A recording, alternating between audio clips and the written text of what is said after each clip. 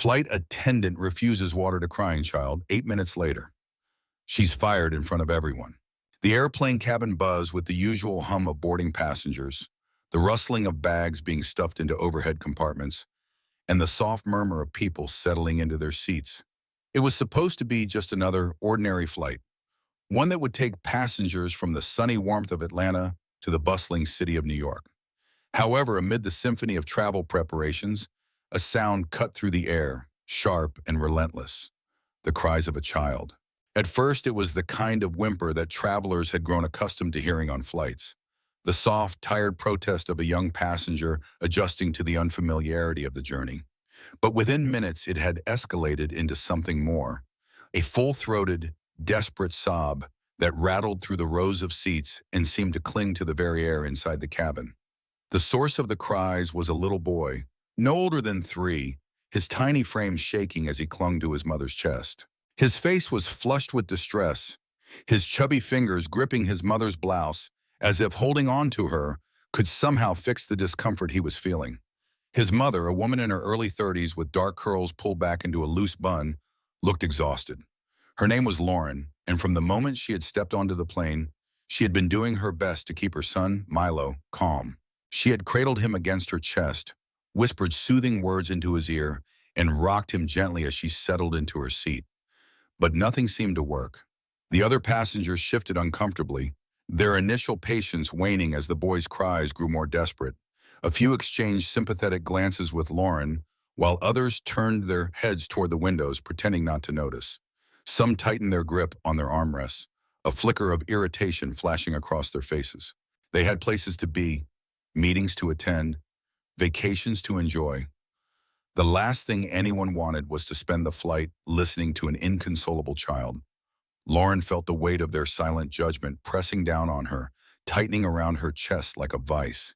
She had tried everything, softly humming a lullaby, rubbing gentle circles into Milo's back, even offering him the last of his juice from his sippy cup. But he refused to be comforted, his cries becoming more strained, his little body trembling against hers. Her heart clenched at the helplessness of it all. She knew her son. She knew that something was wrong. And the longer he cried, the more frantic she became.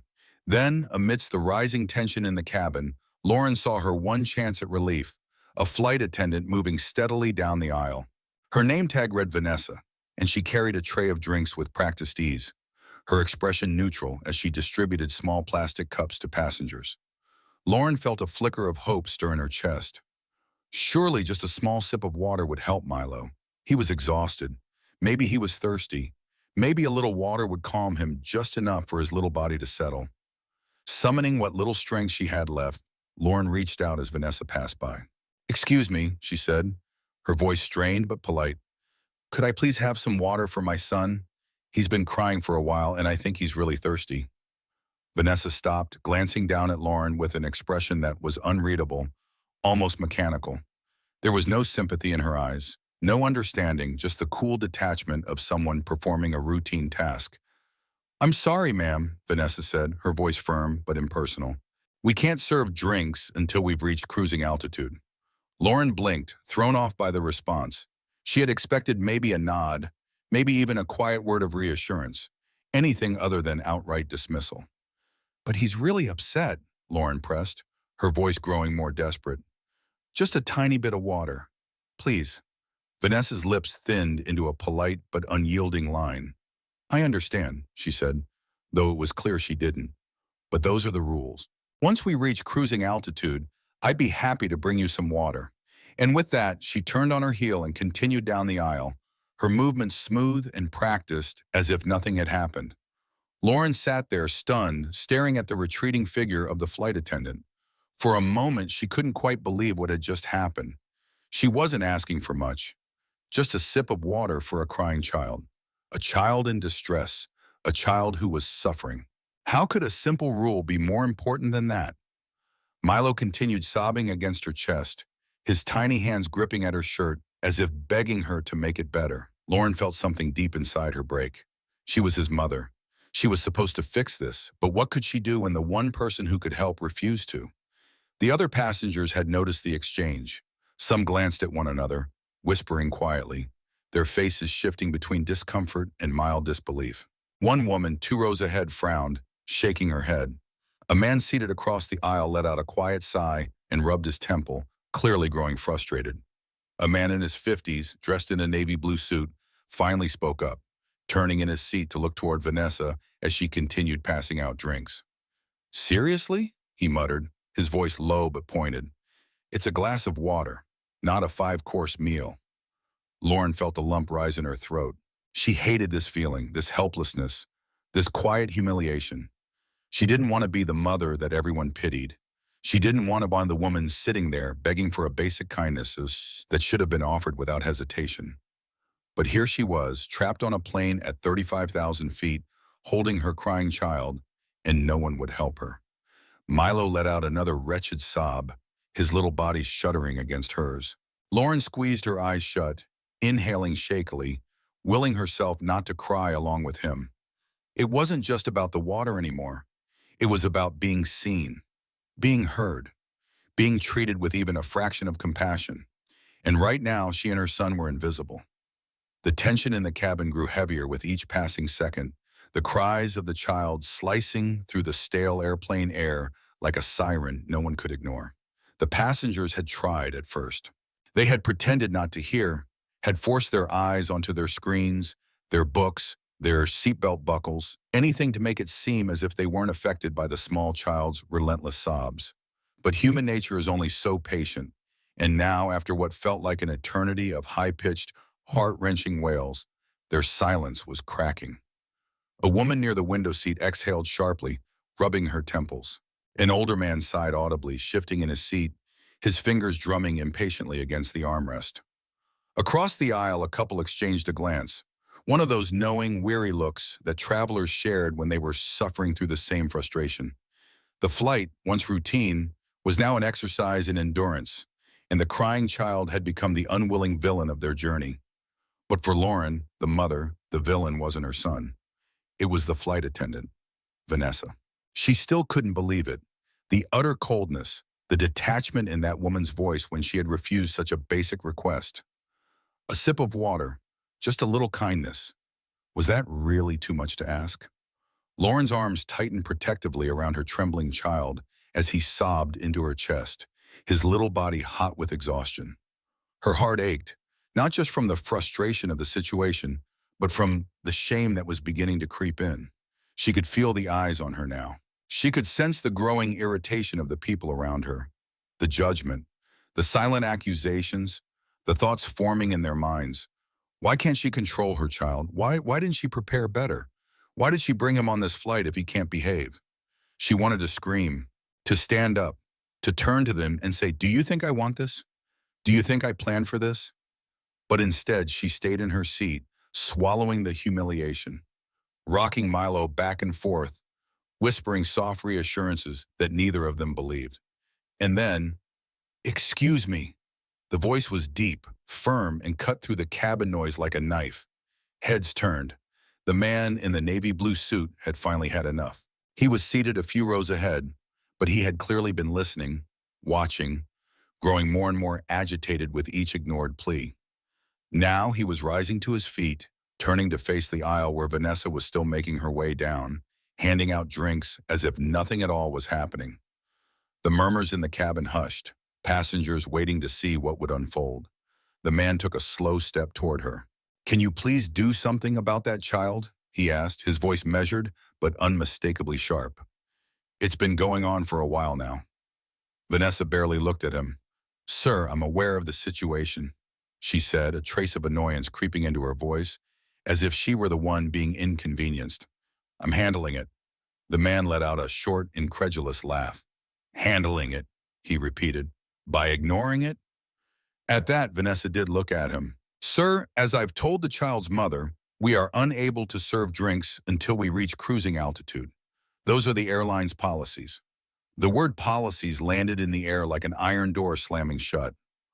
Policies. Lauren clenched her jaw, staring at the back of Vanessa's crisp uniform, her pulse pounding in her ears. That was the excuse? That was the justification for ignoring a mother's plea? The man in the suit wasn't satisfied either. His brows furrowed. his lips pressing into a tight line as he took another step forward. "That's not good enough," he said. His voice wasn't loud, but the conviction behind it made it seem as if the entire cabin had shrunk around him. "That child is in distress. A little water won't hurt, will it?" Vanessa hesitated for the first time. A flicker of uncertainty crossed her features before she quickly masked it. "Sir," she said, her voice icier now, "I've explained the situation. Please take your seat." But it was too late. The confrontation had sparked something in the passengers. A murmur of agreement rippled through the rows. "She could just get the water," a woman whispered to her seatmate. "I don't see why this is such a big deal," another man muttered. "It's just cruel," someone else added. Vanessa's grip on the tray tightened. She could feel the shift in the atmosphere, the weight of their stares, the silent rebellion brewing in the air, pushing against the carefully maintained order she had wrapped herself in. She could still end this. She could turn back toward the galley, pour a tiny cup of water, hand it to the mother, and silence the rising mutiny before it grew. But she didn't. Instead, she turned away. The moment stretched, heavy with disbelief, and then, from the back of the plane, "Excuse me," another voice. A woman this time, strong, steady. Vanessa stopped. She turned, and her eyes landed on a woman standing near the rear of the plane, arms crossed, expression unreadable. "I've been listening to this for 20 minutes, the woman said. "It's obvious that child needs help. Is there really no way you can offer a little water?" Vanessa hesitated. Passengers were watching now. The murmurs had turned to whispers, the whispers into outright discussion. People were shifting in their seats, exchanging looks of disbelief. Vanessa glanced at the clock. Not yet at cruising altitude. She could feel the tide turning against her. For the first time, doubt crept into her mind. Then the elderly man in the back, the one who had been quiet until now, stood. His voice was steady, but it carried through the cabin like a judge passing a final verdict. "You can't just ignore a child in distress," he said. "That's not what this job is about." Vanessa's breath hitched. The passengers agreed with him. And suddenly, she wasn't the authority anymore. She was the outlier, the wrong one. Her confidence cracked, her certainty faltering. And she knew something had shifted. This was no longer just about the water. It was about her failure to act. And the plane wasn't even halfway to New York. The tension inside the airplane cabin was no longer just about a crying child. It had morphed into something much bigger. A test of humanity, a challenge to see whether compassion could override cold, bureaucratic rules. The atmosphere, once filled with the usual chatter of passengers and the hum of the engines, was now heavy with frustration, thick with the silent but powerful expectations of a group of people who had collectively decided they had seen enough. Lauren, the exhausted mother, sat with her son Milo still trembling in her arms. His cries had softened to weak hiccups, his tiny chest rising and falling in uneven gasps, his body drained from all the sobbing. His face was blotchy red, his damp curls sticking to his forehead, his breath ragged. Lauren had given up on trying to soothe him because she had nothing left to offer him. No juice, no snack, no comfort that worked. The only thing she could give him was water, and that, unbelievably, was the one thing she had been denied. It felt like a slap in the face. She sat there, clutching her palm, trying how to fight back her own tears because she would not cry. Not here. Not now. She refused to break down in front of strangers, to let them see how utterly defeated she felt. She refused to let Vanessa, the flight attendant who had ignored her pleas, see the way her refusal had carved a wound into her dignity. But the passengers around her, they had seen, and they were no longer willing to stay silent. A man in his mid-30s, seated a few rows ahead, finally had enough. His name was David, and until that moment, he had been a quiet observer, shifting uncomfortably in his seat as the situation unfolded. But now, something snapped inside of him. The sight of the child's trembling body, the sheer exhaustion on the mother's face, it was too much. He unbuckled his seatbelt and stood up. "Excuse me," he called out, his voice cutting through the cabin, all heads turned. Vanessa, who had been pretending not to notice the growing discontent, stopped mid-step. David took a deep breath, steadying himself before he spoke. "Is there a reason why you're refusing to help that mother?" His voice wasn't aggressive, but it was firm. He wasn't asking for himself. He was demanding an explanation on behalf of everyone who had watched the injustice play out before their eyes. Vanessa's posture stiffened. She blinked, clearly caught off guard by being directly confronted. Sir, I've already explained. We have regulations. No, David interrupted. No more regulations. No more rules. We're not talking about policies right now. We're talking about basic decency. The murmurs started again, but this time they weren't whispers of annoyance. They were supportive. He's right, a woman near the back of the plane said, her voice strong. This is ridiculous, another man muttered, shaking his head. Vanessa's face flushed. Sir, I understand your concern, but we are required to follow guidelines. Guidelines? David repeated, incredulous. A child is suffering and you're hiding behind guidelines. He gestured toward Lauren, who still hadn't spoken, too emotionally drained to engage in the argument. Look at her. Look at her son. Can you honestly tell me that waiting another 20 minutes to reach cruising altitude is more important than helping a mother and her child? Vanessa's mouth opened, then shut. She was losing control of the situation. The passengers were no longer passively observing. They were involved. The quiet discontent had transformed into a collective demand for compassion. And then, from the back of the plane, a new voice rose above the tension.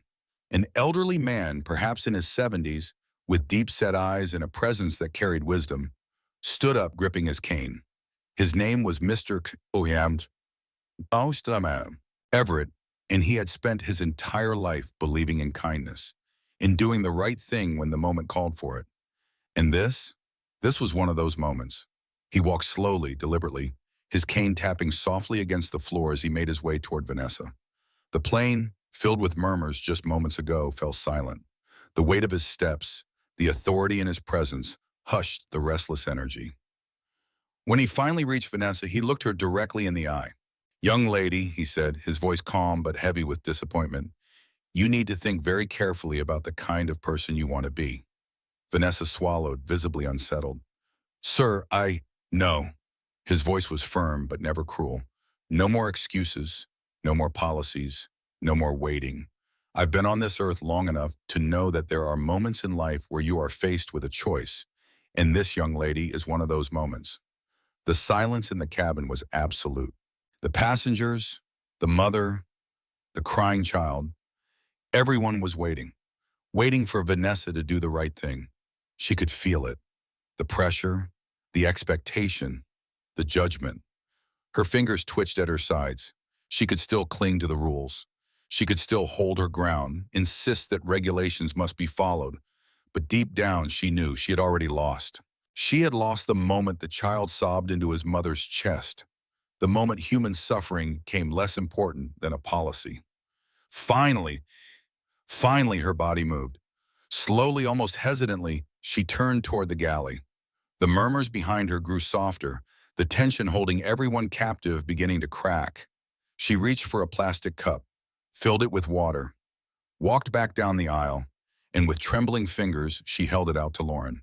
Lauren's hands were shaking as she took it. Not with anger, not with gratitude, but with pure, exhausted relief. She brought the cup to Milo's lips. His tiny, quivering hands reached for it eagerly, and as he took his first sip, a miracle happened. The crying stopped. The silence that followed was louder than any argument. Vanessa turned, avoiding eye contact, and quickly walked away. She knew. It was too late. Because this wasn't about water. It never was. It was about the choice she had made. And now there were consequences. For a moment, the entire plane felt frozen in time. The tension, thick and suffocating, coiled around every seat, every aisle, every uneasy breath drawn by the passengers who had just witnessed what should have been a simple act of kindness turn into something far more disturbing. Flight attendant Clara stood stiffly in the aisle, her fingers clenching the cup of water as if it were the heaviest thing she had ever held. The weight of her hesitation, her stubborn refusal to break the rules, had cost her something greater than she had ever imagined.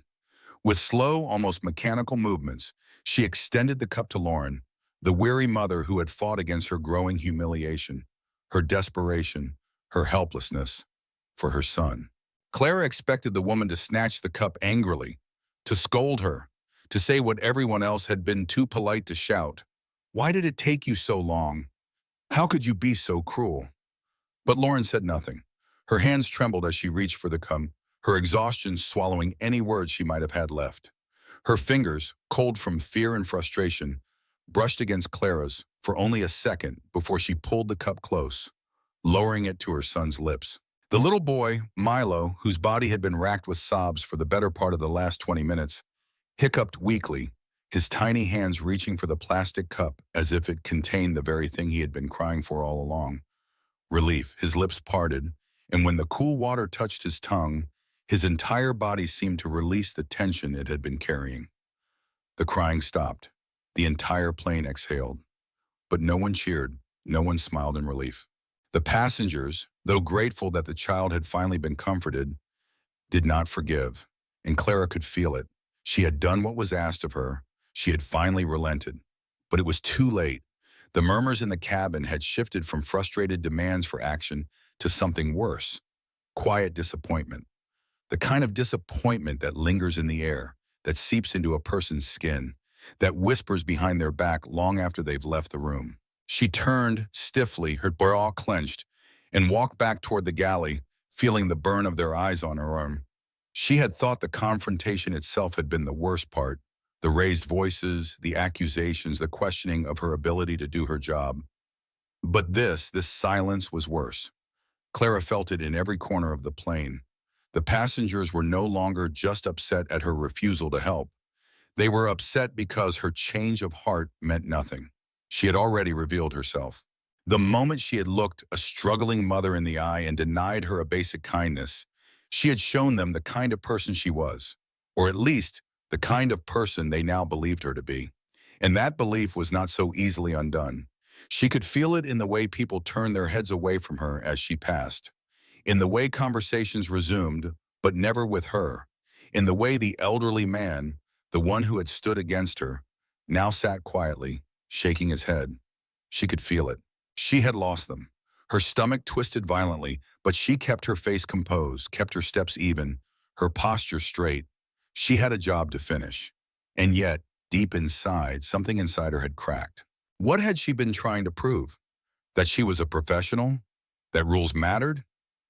That she was right? Had it really been worth it? Had it really been worth seeing the utter defeat in that mother's eyes?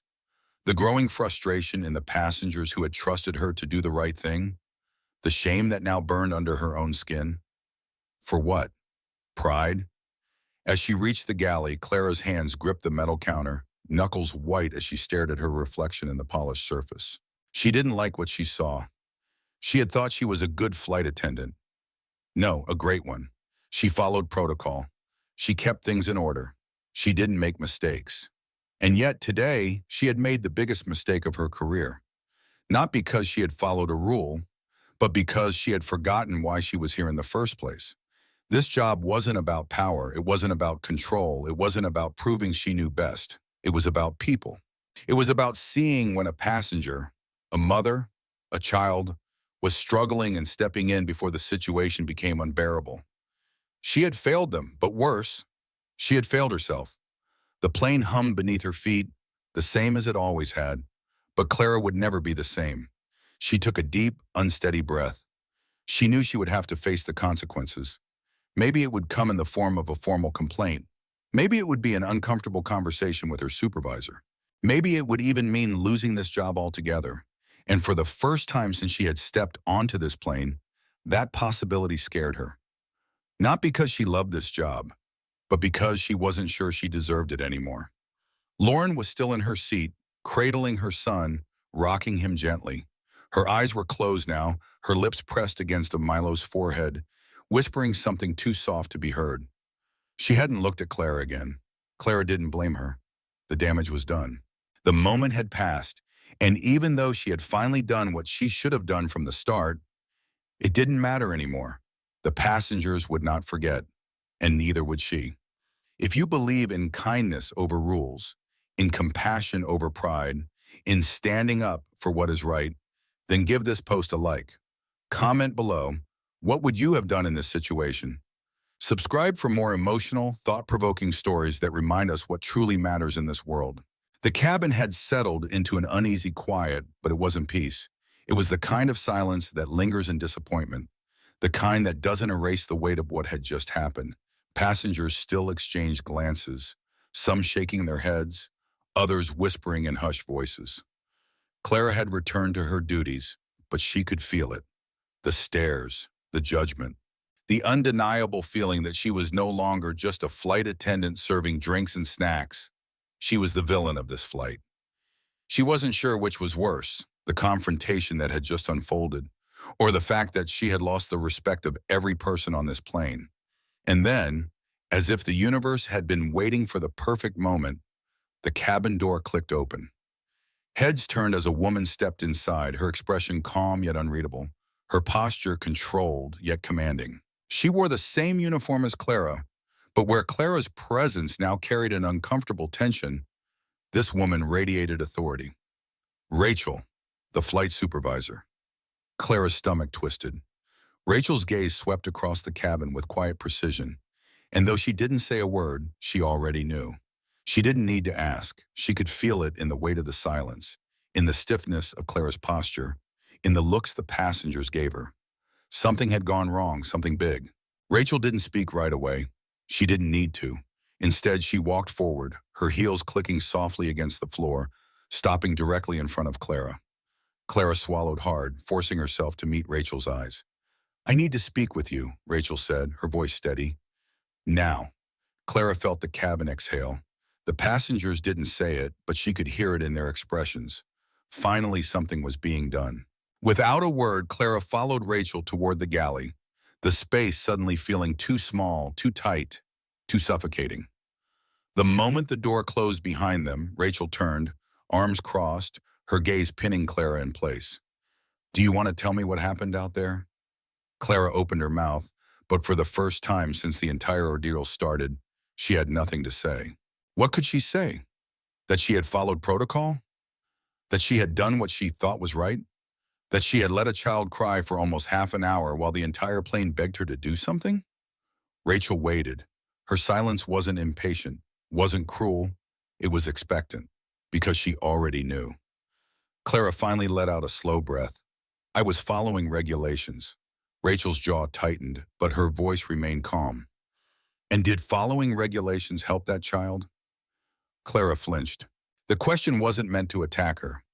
It was a simple fact, an undeniable truth. "No," Clara admitted quietly. Rachel nodded once, as if she had expected that answer.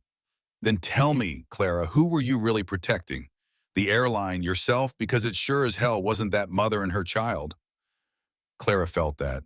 The words hit deeper than she thought they would. I didn't think it would escalate like that," Clara mumbled, her voice weak. Rachel sighed, rubbing her temple. "That's exactly the problem. You didn't think. You didn't assess the situation beyond the rules written in a manual. You let a child cry in distress while passengers pleaded with you, and the only thing you cared about was whether you were following the correct procedure." Clara's throat tightened. "I thought I was doing my job." Rachel's eyes softened, but only slightly. "No," she said, her voice quieter now. "Your job isn't just about enforcing rules, Clara. It's about making judgment calls. It's about knowing when to follow the manual and when to be human." Clara clenched her fists, shame washing over her like a tide she couldn't hold back. "I didn't mean to." "To what?" Rachel pressed gently. "To ignore a mother in need? To make every passenger on that plane feel like they had to fight for basic decency?" Clara couldn't breathe. She had thought the worst part of this day had already happened. But this realization, this moment of the truth, hurt more than all the glares and whispers combined. She had been wrong. She had been so sure she was right, so convinced that following the rules made her a good flight attendant. But Rachel was right. Who had she really been protecting? Rachel let the silence settle before continuing. "You're lucky, Clara." Clara frowned, confused. "Lucky?" Rachel nodded. "Lucky that you're standing here talking to me instead of writing a formal report for the airline. Lucky that I'm willing to believe you can learn from this." The air shifted. Clara felt her breath catch. Rachel took a step closer. "I won't fire you," she said plainly, "but I'm putting you on probation. You'll be undergoing extra training, and you'll be monitored closely in the coming weeks. If I see one more lapse in judgment, like in all of this, if I get one more complaint about your lack of empathy, you're done. No second chances. Clara nodded, her heart pounding, but she knew she deserved this. Rachel studied her for a long moment, and then her voice softened just a fraction.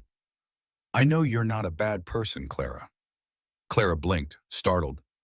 But you made a mistake, and now you have to decide if you're going to let that mistake define you or if you're going to be better. Clara inhaled shakily, feeling the weight of those words. She could feel the lessons settling deep within her, in a place she knew she would never forget. This was her turning point. She had been given one more chance, and this time, she would not waste it. Clara sat in the cold, sterile office, the weight of the past few hours pressing down on her like an anchor dragging her to the ocean floor. The room was quiet except for the rhythmic ticking of the clock on the wall, a sound that, under normal circumstances, she wouldn't have noticed. But today, every second felt like a reminder of how long she had failed to act when it mattered most. Across from her, Rachel, the flight supervisor, sat with her hands folded on the desk, her expression unreadable. She wasn't angry, not in the way Clara had expected. There was no shouting, no raised voice, no immediate demand for her resignation. But somehow, that made it worse. The silence was heavier than any punishment she could have imagined. Clara swallowed, her throat dry. The taste of regret sat bitter on her tongue. Rachel finally spoke, her voice measured but firm. You understand why we're here, don't you? Clara nodded slowly, but words failed her. How was she supposed to explain herself when she barely understood what had happened? She had been so sure she was doing the right thing, so certain that following protocol would protect her from scrutiny. And yet, now she was sitting in front of her supervisor, not as a model employee, but as someone who had become an example of failure. Rachel sighed, leaning forward slightly. Clara, I don't think you're a bad person. I don't even think you're a bad flight attendant. But I do think you made a serious mistake today. Clara flinched at the word.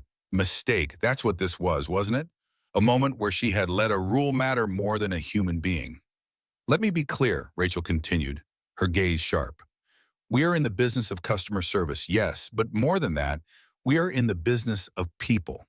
People who trust us to take care of them, to anticipate their needs, to show them compassion. She exhaled, shaking her head. And today you failed at that. Clara felt those words. They settled into her chest like a stone, heavy and suffocating. I know, she whispered, her voice barely audible. Rachel studied her for a moment before continuing. Do you? Because when I walked onto that plane, I saw a cabin full of people who no longer trusted you. I saw a mother who had been made to feel invisible. I saw passengers who had lost faith in us because of you. Clara squeezed her eyes shut for a second, fighting against the overwhelming wave of guilt. She could still see it, the looks of disappointment, the hushed whispers, the way people turned away from her, unwilling to meet her eyes. She had lost them. And worse, she had lost herself. Rachel's voice softened slightly, but it didn't lose its authority. I need to know that you understand the gravity of this, because this isn't something we can just move on from. There are consequences for what happened today. Clara straightened, bracing herself. She knew what was coming. You're being placed on probation, Rachel said. The words landed with a dull thud inside Clara's chest. You'll be required to attend additional training specifically focused on handling emotional and sensitive situations, Rachel continued. You will be monitored closely. Every flight, every interaction will be watched. Clara knew what that meant. She was being given a chance, but she was also one mistake away from losing everything. Her dream, her career, her identity. She could still fix this, couldn't she? Rachel leaned forward, her eyes locking onto Clara's. I need to ask you something, and I need you to be honest with me. Clara's breath hitched. Okay. Rachel's voice was softer now, but the weight of her words didn't change. Do you actually want to be here? The question stunned Clara. She hadn't expected that. For years, she had thought that she knew the answer to that question. Being a flight attendant had been her goal, her purpose. It had been the job she had worked so hard for, the position she had sacrificed so much to achieve. But in this moment, as she sat there, reeling from the realization of how deeply she had failed, She wasn't sure anymore. Did she belong here? Or had she been so focused on being perfect that she had forgotten how to be human? She could feel Rachel waiting for her to say something, anything. And for the first time in a long time, Clara wasn't sure what to say. Finally, she inhaled shakily. I do, she said. I do want to be here. Rachel nodded slowly as if she had expected the answer, but had been prepared for something else. Then prove it, she said simply. Prove to me that you belong here. Because right now, Clara, you have a long way to go. Clara knew that. She had been given one more chance. And this time she would not waste it. As Rachel stood and gestured toward the door, signaling that the meeting was over, Clara's legs felt unsteady as she rose from the chair. She knew that when she walked out of that room, she would step into a different reality. One where she was no longer just another flight attendant, blending into the crowd. She had a reputation to rebuild, a trust to regain, a lesson to carry forward. She had a choice. She could let this moment define her as a failure, or she could let it shape her into something better. And this time she would choose right. Clara stood near the front of the plane, her hands folded tightly in front of her, heart pounding in her chest as passengers filed in, stowing their luggage and settling into their seats. It had been 3 weeks since the flight that had nearly cost her everything. 3 weeks of training, of studying, of forcing herself to confront the truth about who she had been and who she needed to become. She had thought about that flight every single day. She had replayed the moment she refused the mother water more times than she cared to admit.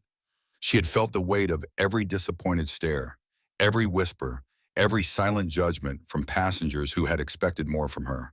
She had thought about the child, the desperation in his cries, and the look on his mother's face, a look that still haunted her. That wasn't who she wanted to be.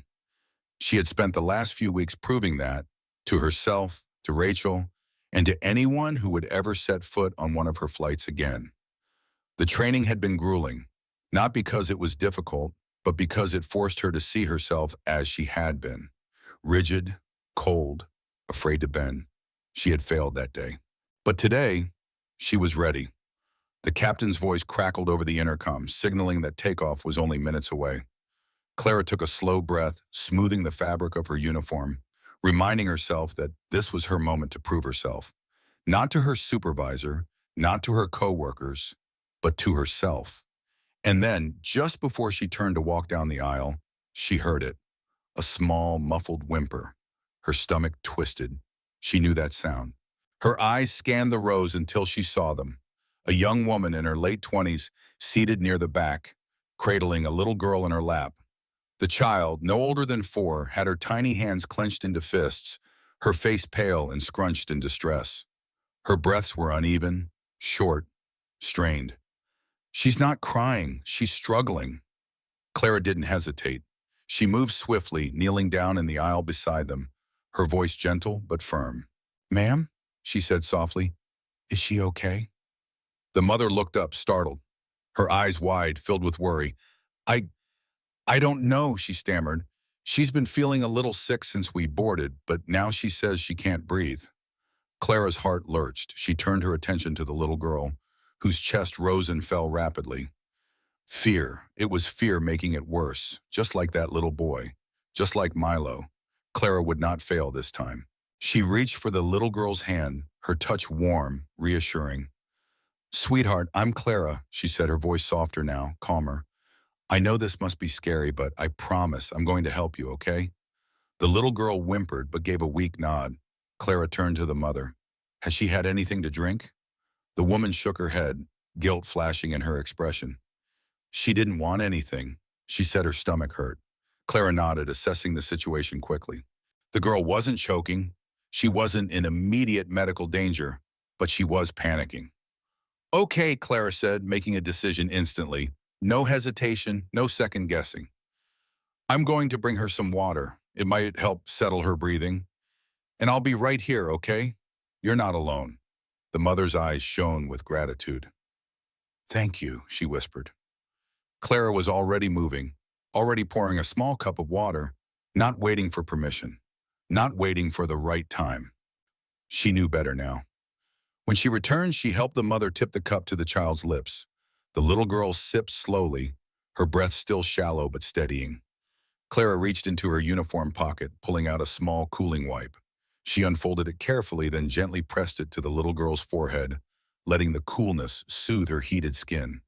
"There we go," Clara murmured, offering a reassuring smile. "You're doing great, sweetheart." The little girl's tiny shoulders finally relaxed. The mother let out a shaky breath. "I don't know what I would have done if you hadn't come over," she admitted, tears pooling in her eyes. "Thank you." Clara met her gaze, and for the first time since that awful flight 3 weeks ago, she felt like she had earned this uniform. She smiled, not out of duty, but out of genuine care. "You don't have to thank me," she said.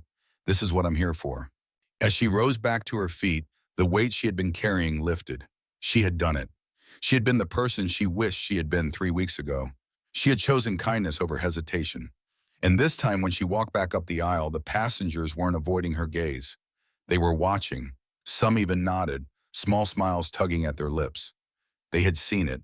They had seen her redemption. And when she reached the front of the plane, her hands no longer trembled, because she knew without a doubt that she had made the right choice. She had proven that she belonged here. She had earned their trust. And more importantly, she had earned her own. Clara stood outside the supervisor's office, her palms slightly damp, her breath steady but measured. It had been 6 weeks since that fateful flight, the one that had nearly cost her everything.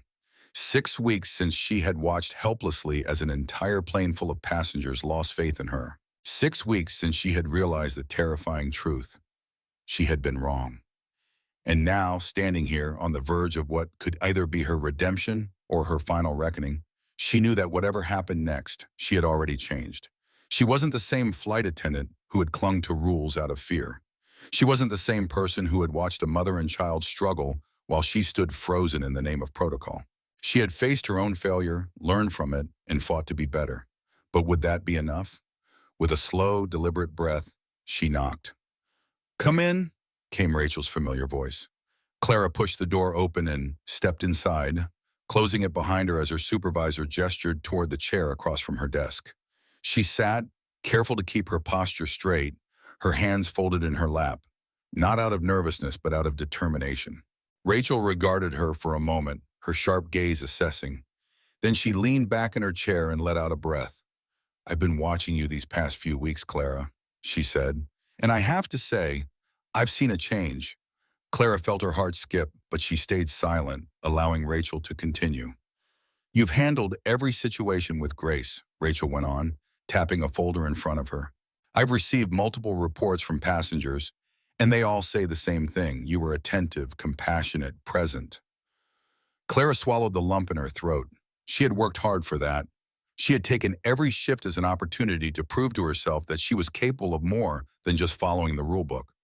She had trained herself to look for needs before they became problems, to listen before being asked, to see people not just as passengers, but as human beings who sometimes needed something more than just service. They needed kindness. Rachel continued, "You helped a mother calm her sick daughter before takeoff. You assisted an elderly woman who was struggling to breathe without being asked. You comforted a nervous first-time flyer who was having a panic attack." She looked up, her lips pressing into a small but meaningful smile. "Tell me, Clara, do you think you're a different flight attendant than you were 6 weeks ago?" Clara didn't hesitate. "Yes." Rachel studied her.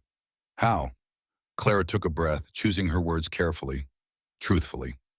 "I used to think that being a good flight attendant meant following the rules perfectly," she admitted. "That as long as I did exactly what the manual said, I couldn't fail. But I realize now that I wasn't just following the rules, I was hiding behind them." She shook her head, the memory of that flight still sharp, still painful. "I thought I was protecting myself. I thought I was doing the right thing. But I wasn't. I was letting my fear of making a mistake stop me from making the right choice." She let out a slow exhale. "I don't want to be that kind of flight attendant anymore," she said firmly. "I don't want to be the kind of person who needs to be told when to care. I want to be someone passengers can trust, someone they feel safe with, someone they know will look out for them, no matter what the manual says." Rachel's expression softened. "That's what I wanted to hear." Clara felt something loosen in her chest. She had done it. Rachel leaned forward, clasping her hands together.